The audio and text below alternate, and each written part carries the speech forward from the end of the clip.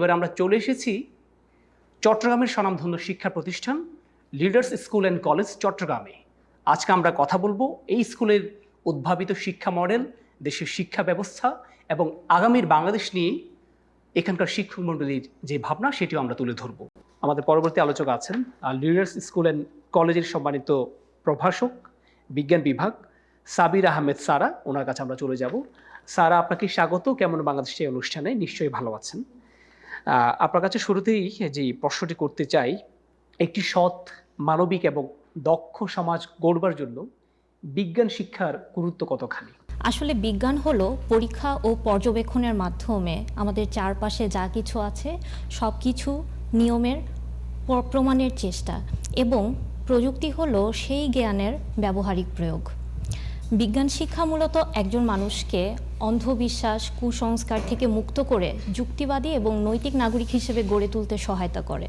সেজন্যই হয়তো আইনস্টাইন বলেছিলেন যে বিজ্ঞান যদি নৈতিকতার আলোকে উপেক্ষা করে তবে তা হয়ে যাবে অপূর্ণ, আর ধর্ম যদি বিজ্ঞান থেকে বঞ্চিত হয় তবে সেই ধর্ম হবে অন্ধবিশ্বাসের মতো। তাই আমি মনে করি বিজ্ঞান চর্চাই পারে একমাত্র বাংলাদেশকে একটি সুনাগরিক, যুক্তিবাদী এবং নৈতিক রাষ্ট্র হিসেবে গড়ে তুলতে। আপনি চমৎকার বলেছেন, বিজ্ঞান শুধু যুক্তি শেখায় না, সেই সাথে শেখায় নৈতিকতা এবং ধর্মবিমুখতা নয়, এটিও প্রমাণ করে। হ্যাঁ, আপনার কাছে আরেকটি প্রশ্ন। আমরা শিক্ষা ব্যবস্থায় সৃজনশীলতা, দক্ষতার কথা বললেও অনেক সময় দেখি মুখস্থ নির্ভর একটি শিক্ষা ব্যবস্থা। এইরকম একটি চ্যালেঞ্জের সময়েও এই স্কুলে আপনারা কিভাবে এটিকে ব্যবহারিক বিষয় হিসেবে চর্চা করছেন? আপনার প্রশ্নের উত্তরটি আমি শুরু করব কনফুসিয়াসের একটি উক্তি দিয়ে। তিনি বলেছিলেন, we hear, we forget, we see, we remember, and then we do, we understand. তাই আমরা বিজ্ঞান শিক্ষার ক্ষেত্রে চেষ্টা করি প্রত্যেকটি পাঠ multimedia, scientific model, graph, chart কিংবা প্রয়োজনীয় সকল শিক্ষা সামগ্রী শিক্ষার্থীদের সামনে উপস্থাপন করতে। তাছাড়া প্রত্যেকটি পাঠের শেষে আমরা ব্যবহারিক ক্লাসের মাধ্যমে নিশ্চিত করি শিক্ষার্থীরা পুরো পাঠটি বুঝতে পেরেছে।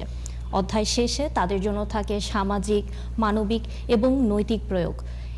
এই টোটাল হলিস্টিক অ্যাপ্রোচের মাধ্যমে আমরা নিশ্চিত করি যে একজন শিক্ষার্থী পুরো বিষয়টি ভালোভাবে আয়ত্ত করতে পেরেছে এবং ভবিষ্যতে তার প্রয়োগ করতে পারবে।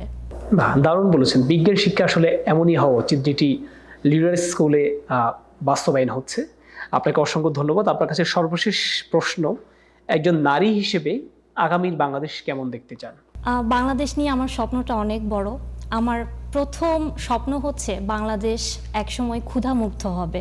এখনও অনেক মানুষ রাতের বেলা ক্ষুধা নিয়ে ঘুমাতে যায়, এমন বাংলাদেশ আমি কখনোই দেখতে চাই না। দ্বিতীয়ত, আমি চাইবো একজন জীববিজ্ঞানের প্রভাষক হিসেবে বাংলাদেশে আরও বেশি গবেষণা খাতে বিনিয়োগ করা প্রয়োজন এবং শিক্ষার্থীদেরকে আরও বেশি গবেষণায় উৎসাহী করা প্রয়োজন। আপনাকে অসংখ্য ধন্যবাদ। আপনার স্বপ্নের বাংলাদেশ রচিত হোক, সেটি আমরাও চাই।